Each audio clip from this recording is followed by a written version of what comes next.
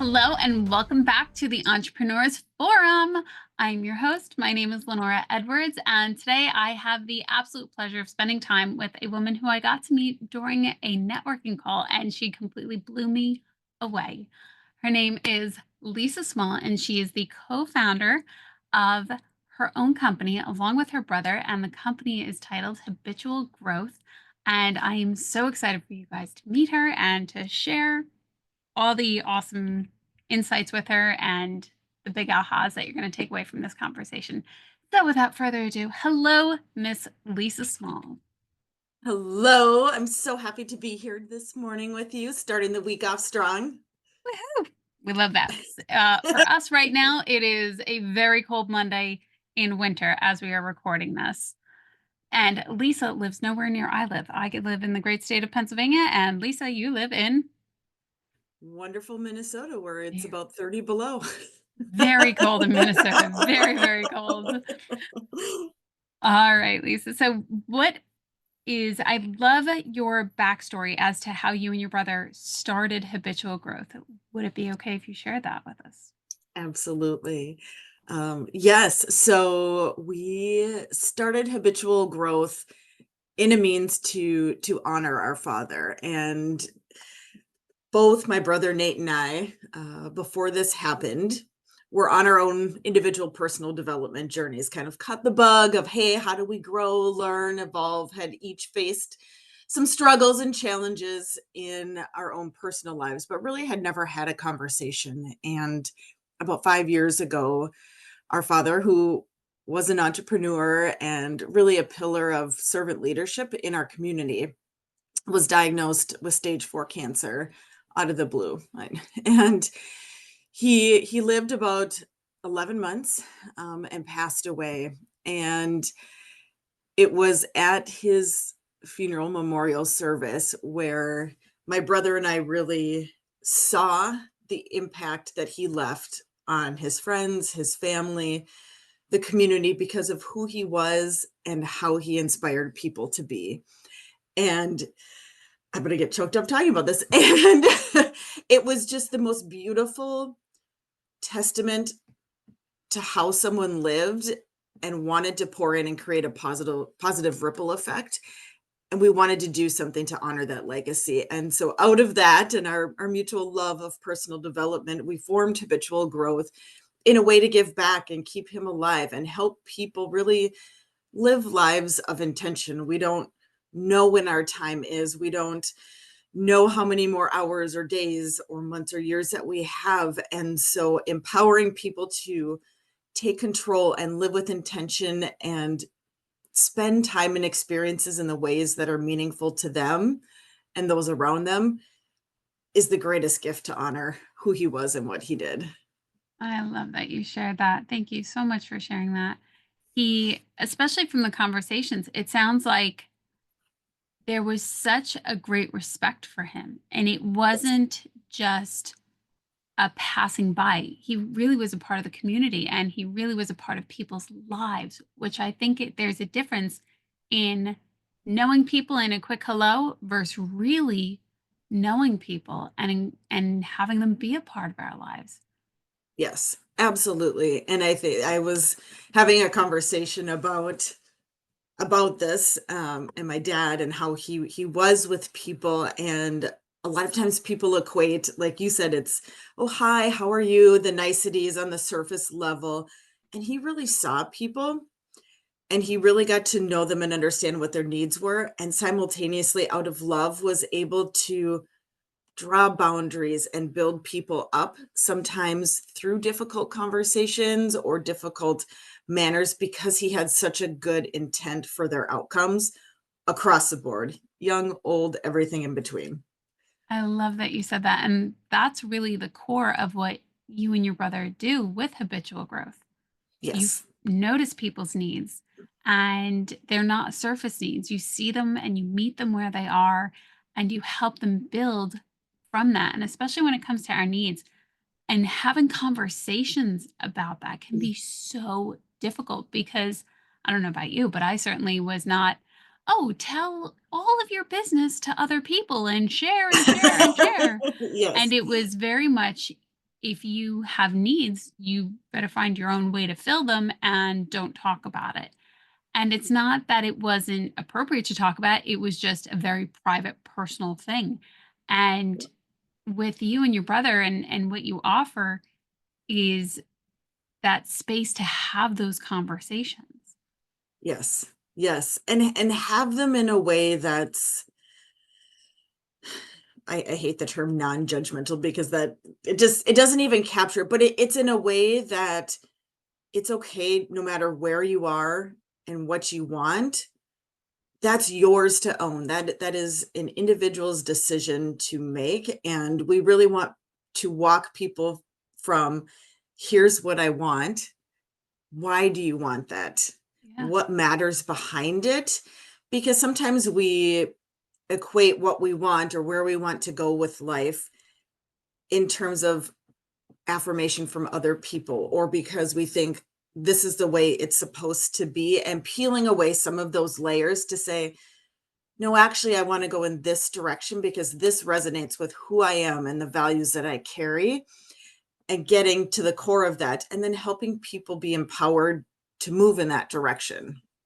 completely. And I do understand when you say the non-judgmental space, but absolutely it really is, because a lot of the time and I grew up in the late 80s, early 90s, to say that you wanted something, at least in the area that I grew up as in, was that would mean that you're selfish and everybody else needs to come before you. Yes. And when people start to really acknowledge, no, this isn't what I want, this is really what I want. And you can feel that viscerally, especially when your superpower is empathy, is one of mine is. But I you wouldn't know really anything feel about that. totally. You really feel their honesty. And it's so important to be in those spaces where people aren't judging them Yeah. so that they can absolutely feel that they're understood and that they're Hmm. not selfish. And saying things, especially from the conversations that we've had in the past, and even as we started today, we go through these life changes and nobody is really talking about them on the deeper level and having these conversations until you get into these groups. So, whether it's somebody who is going through a divorce, or if it's somebody who did become a new parent, or Hmm. if it is somebody that recently lost a loved one and we're now pivoting into a completely different direction, having conversations about it, and then also having someone like you guide us through that says, I have no idea how I'm going to do this, but this is what I want to do. And I don't know what to do from here. Yes. Yes, absolutely. And I think some of that you've mentioned, comes from personal experience. And I remember there was a moment that, because I was a very private person, I still am a private person. Like I don't love to display all my flaws and necessarily all the things that I perceive as, maybe areas of growth for myself. And yet I hit this moment where it was, fast forward to, the end of my life. Would I be happy to have said, I lived in a way that didn't ring true to who I authentically was and what I wanted? Would that have given me a fulfilled life? And I think if you look at it in that light, it actually shows you that no, you need to follow where you want to go and what you want to do, and really align with who you are and who you want to be and the things that you want in your life. And that comes without anything else attached to it. That's just what you want, and that's okay. And so the first step is just realizing I don't have to be the same as somebody else. I don't have to want the same things. Let me have a conversation about it, because that is the way that I'm going to be able to live a life that I'm going to be proud of at the end of the day. Very much so. I love the way you shared that. So, you and I have something in common. We've both seen this version of ourselves at the end of days, or what some might consider the very last moments of your life. And if you look back, how did you live? What did you regret? What did you not regret? And absolutely, there I think there will always be a perspective of, I wish I had done this, or wow, I'm really happy I did that. But being able to see it from that view. Yeah. And then one of the biggest things that helped me was how you just said, acknowledging it, noticing that I want something else. The word permission, Oh, I yes. give myself permission to lean into this, to explore this, to look at this. Especially when we're looking out in the world and we see other people successfully doing what they want to do. And they talk about it with passion and you can feel it. You're like, why do they get to do what they want to do? And why am I not doing that? And when we can absolutely acknowledge, I give myself permission to look at this, a whole bunch of feelings come up. And that's where I think, yeah, right? This is especially in the world of personal growth.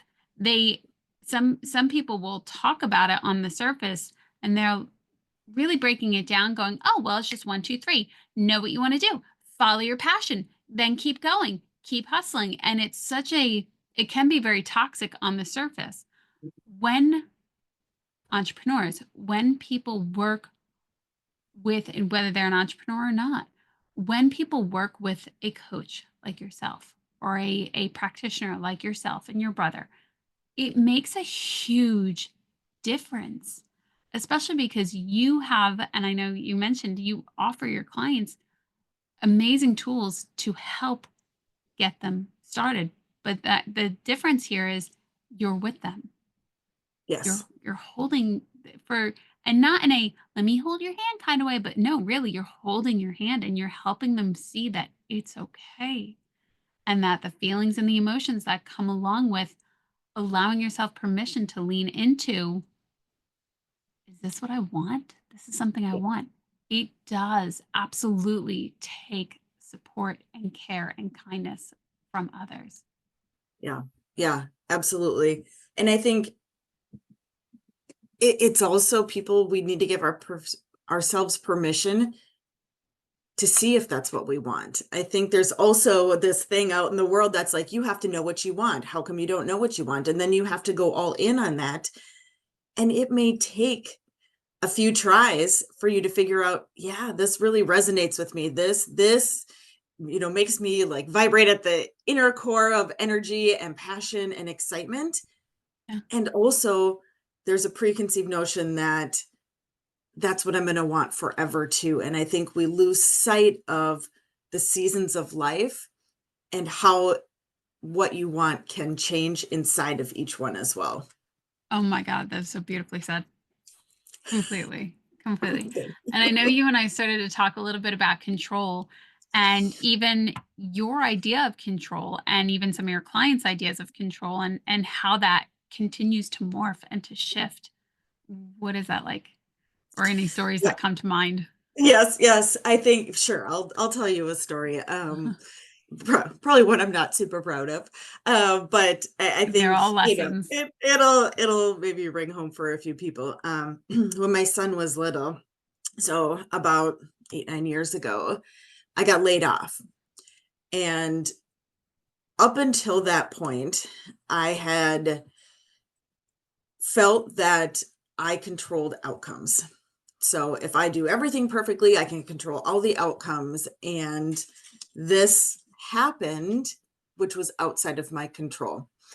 And because I had associated control with outcomes and results, I therefore, I mean, it shook me to my core. I was very depressed, very anxious, overwhelmed, um, really developed a pattern of self pity. How could this happen to me? Why is this happening to me?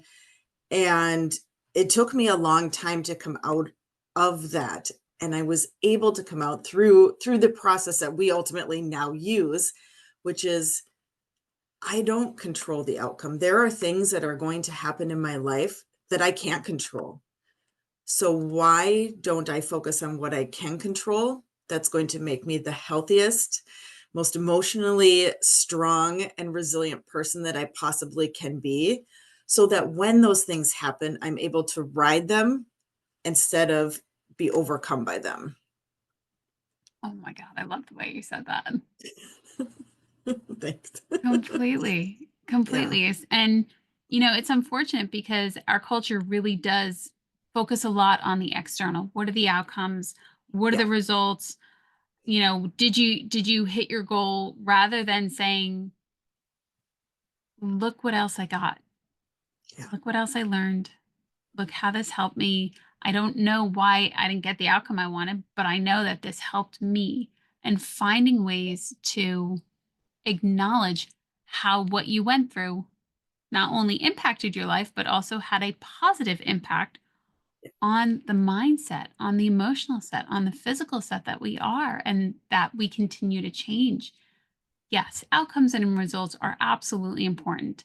At the same time, it's not the only important thing.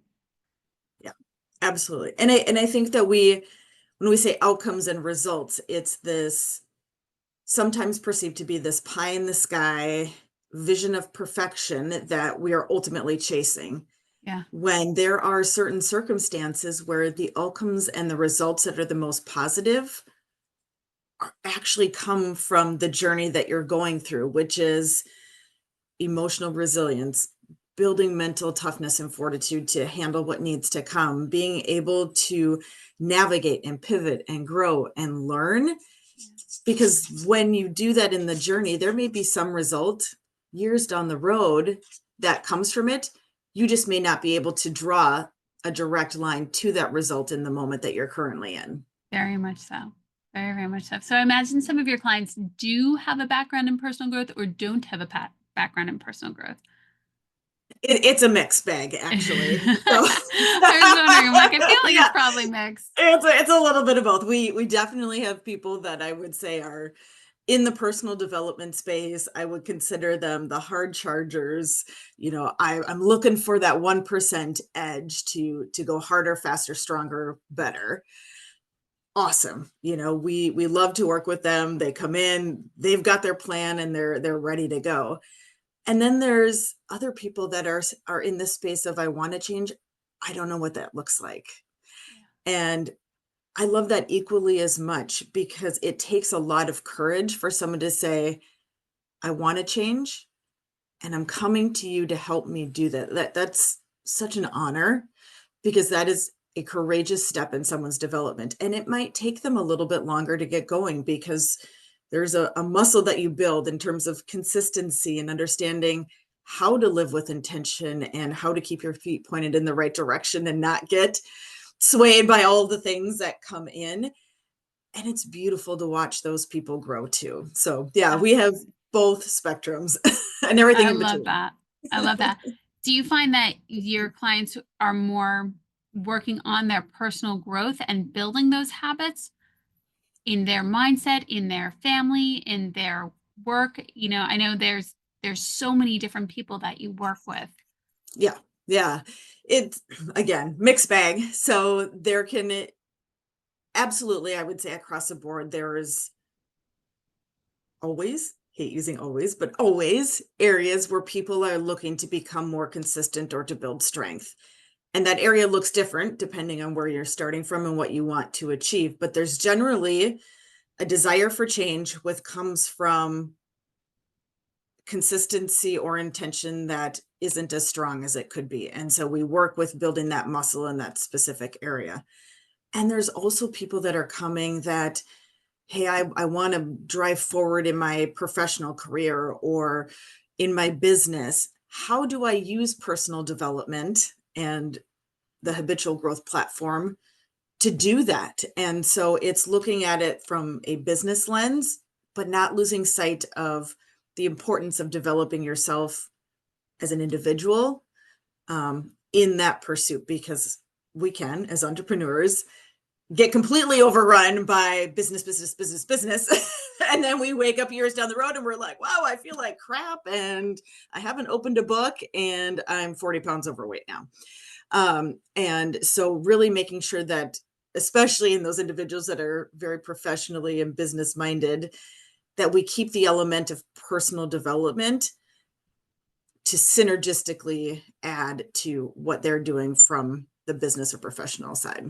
I love that you mentioned that. And you also mentioned The Habitual Growth platform. Yes, What is yes. your favorite part about the platform? What do you like about it? What do you love to show people about it? What does it do for them? There's two things that I love, and I think I say thank you to myself. I'm like, "I'll never pay for it," because it really has, as much as we talk about this can help other people, at the end of the day, it's helping us too. We're still people using this platform to do exactly what we're walking alongside our clients doing. So the daily accountability with the essential actions list, prioritizing what's important, intentionally acting throughout the day, and then doing the check-ins. Yes, I did the things I said I was going to do. I kept the promises that I said I was going to keep to myself. That continues to be a gift over and over and over. The other aspect of the app that I love is the actions are grounded in data. So I can look at my progress screens in any, cut of time, month, year, quarter, and that allows me, one, to have a realistic view of what I've done, because it's easy for our minds to either say we haven't done enough or to overinflate what we've done, just because we see the world through our own lens. And in times where it's challenging, it reassures me that I'm putting in the work in the direction that I've decided I want to go, even though it doesn't feel like I'm making progress yet. I love that you said that. So, especially with the inner critic. So, my specialty is helping people with the voices in their head. That inner critic can really, depending on how much sleep you have, depending on Yes. a variety of factors, if that inner critic decides to jump on their bicycle and ride it all the way to town down the spiral, I love that it's such a beautiful reminder. It's a literally right there in your face in the best ways possible, reminding you that you are taking care of yourself, that you are doing the things that you want to do, that you literally set them saying, these are the things that are important to me.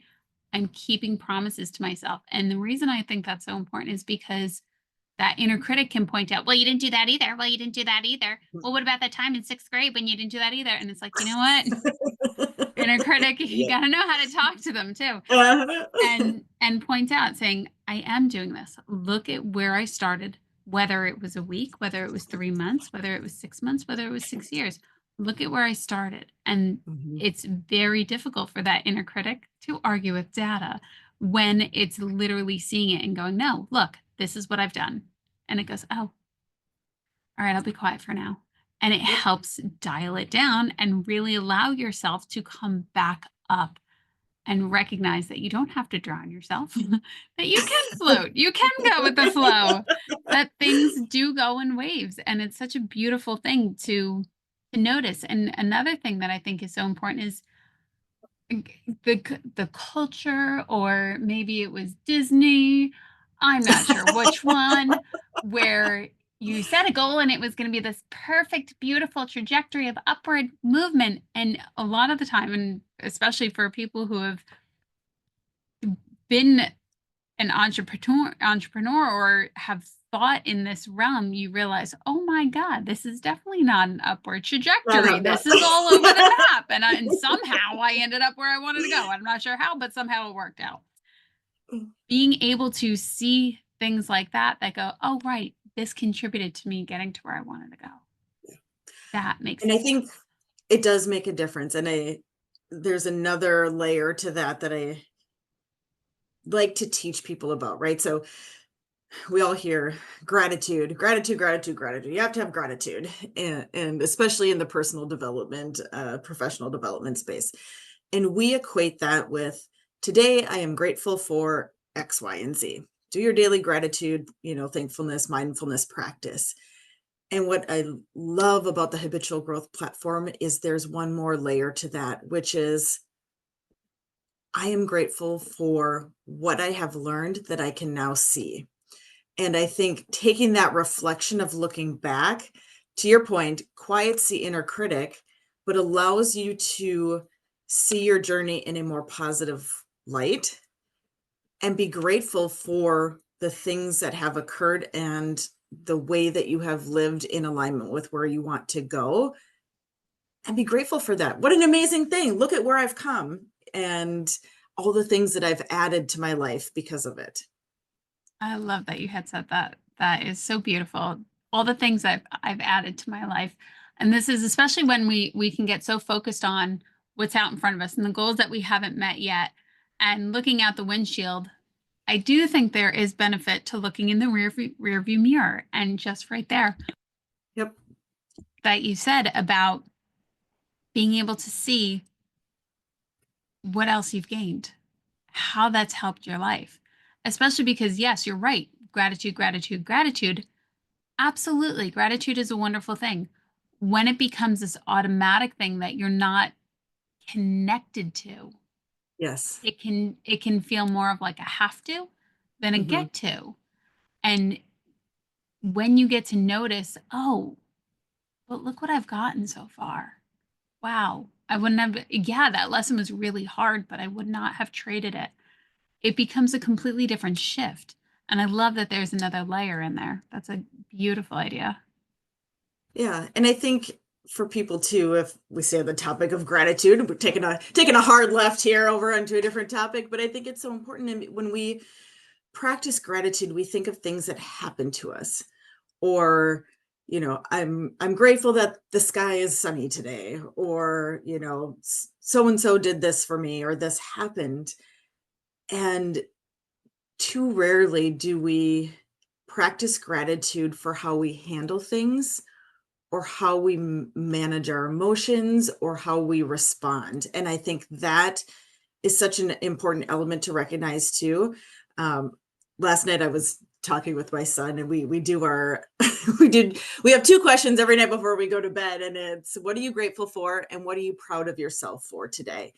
And the second question is really to teach both of us to be mindful of how we respond and how we act. Like, what is something you did that really made you feel proud of yourself today? And I think that's just a small chunk of that whole gratitude of how you handle, how you act, and ultimately how that changes you. I love that. Oh my gosh, two questions before bed. That's so beautiful. Okay, so now swinging back so that we Yep, don't all make the way that hard left. back. When your clients work with you, how long do they work with you for? What are some of the offerings that you have? um, it depends. I would say 90% of people stay long term. What that interaction looks like ebbs and flows.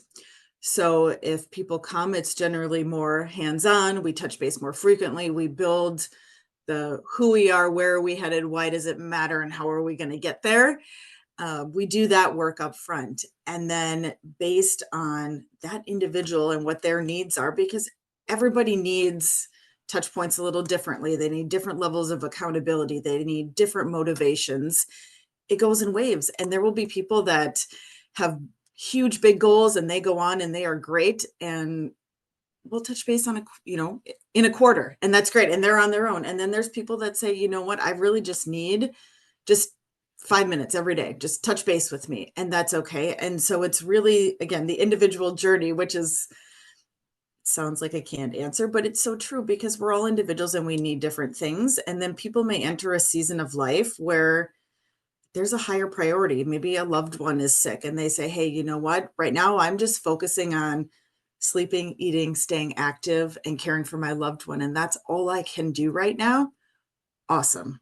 Let's check back in when you feel like you have more capacity. And I think bringing that element in and recognizing that our capacity to develop and grow also changes over time. There are seasons where we have exponential growth because of, all things, life circumstances. And then there's times where it's, no, I need to just focus on what I can do today.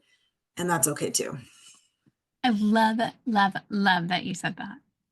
I love that, especially because we can get so focused on, oh my God, I'm not making progress. I'm not making progress. I'm not doing this. I'm not doing that. Rather than saying, you know what, this is just a season. The season might be a week. The season might be a month. The season might be 6 months, whatever it is. Mhm. It's okay. And that's where you and your brother, you meet your clients where they are at. And especially having that intuition of knowing, hey, did you fall off track because something else is going on? Or do you need some help? And having that touch point of checking in Yeah. rather than always having somebody else, the client. Yes, you want your clients to be accountable, but at the same time, sometimes life happens and it just falls off the radar. And having somebody else there that says, hey, I got your back. Are you okay? Where are we at? Is something so powerful. And I don't know how you, what your thoughts are on this. When I had a different mindset when I was much younger, I would think, well, of course they're reaching out. I'm paying them to reach out, when it's really, as the coach, as the mentor, as the practitioner Mhm. that's wanting to help somebody, you quite literally are feeling like, no, no, it's not about the money. Like we have to literally talk to the inner critic that says, okay, I see you over there, but we're not talking to you right now because this isn't that important. I see you, the person. Mhm. And that makes a huge difference. It does. And there's also an element that sometimes I feel like coaches, whether it be for money or just some other reason, we shy away from. And it's perfectly okay as people enter seasons of life, or they come and they say, I want change, and it's just not going, to say, it doesn't seem like this is the right time right now to be working on this. Let's reconnect when you're ready to do X, Y, and Z. Yeah. Or, hey, this is where I see you're at. You tell me you're committed. Let's start with smaller steps. It seems like that might be overwhelming. So, also looking at it in that way and being unafraid to say, I'm here for you. I can't do it for you. Yeah, I love the way you said that. I'm here for you and I can't do it for you, especially because change can be really scary and really Mhm. overwhelming. And if you have had a vicious inner critic, I certainly have, to the point that that inner critic can paralyze you from Mhm. taking any step other than a step forward in which you're yelling at yourself and you're screaming at yourself and you can't see your way through. And that is, it's heartbreaking. And for anybody who's listening, whether you reach out to Lisa and her brother, whether you reach out to me, to whomever, know that when you reach out, that's a good thing. Yeah, it is a good Nobody thing. goes alone. And if you were meant to go it alone, you'd be here on the planet by yourself. It's a good thing. It's a By good all thing. means, reach out. Yeah. I think when people are they think about change, we automatically assume habit, right? Hmm. And absolutely, we have habits, and then there's this conversation that's happening in the personal development space, I feel like right now, which is your brain reverts to subconscious behaviors, and so it's hard to create change because you consciously have to do something differently, and it creates more energy, so your brain actually fights against you. That is true. The part that we leave out, which you just talked about, is the voice in your head that plays along with it. So not only are you fighting a change in routine or behavior, you're now combating something that's telling you you're going to fail, you're not good enough, you didn't do it this way, I need to punish you for doing X, Y, and Z. And so recognizing that those two things coexist is the first step to actually understanding how to change. Absolutely. I love that you said that. And even for anybody listening, recognize that you are not broken. And Mhm. in fact, you are working perfectly because these habits are in place to keep you safe. That's right. We just want to offer you new habits That's if correct. that's what you Yes, want. Yeah. Is there absolutely. anything else that you'd like to share with our listeners today? Uh, Huge thank you to you. It's always so lovely to chat with you, and I'd love to connect with your listeners. They can get in contact with us through our website, habitualgrowth.com. They can reach out to me directly, Lisa at habitualgrowth.com. Follow us on social media. Come as you are and join us. Our mission is to grow 5 million lives. To create that lasting legacy and positive ripple effect in the world. And I'd love for your listeners to be a part of that mission. I love that. Grow 5 million lives. It's so different than change. Grow. Yes. Grow. Wow. Yeah. Huge impact. Thank you so much for spending time with me. It was lovely as always. And to our listeners, thank you for listening. Thank you for being a part of the conversation. And as Lisa said, the best way to reach her would be at her website, habitualgrowth.com. And all those good details will be in the show notes, and we will see you next time. Till then, stay well.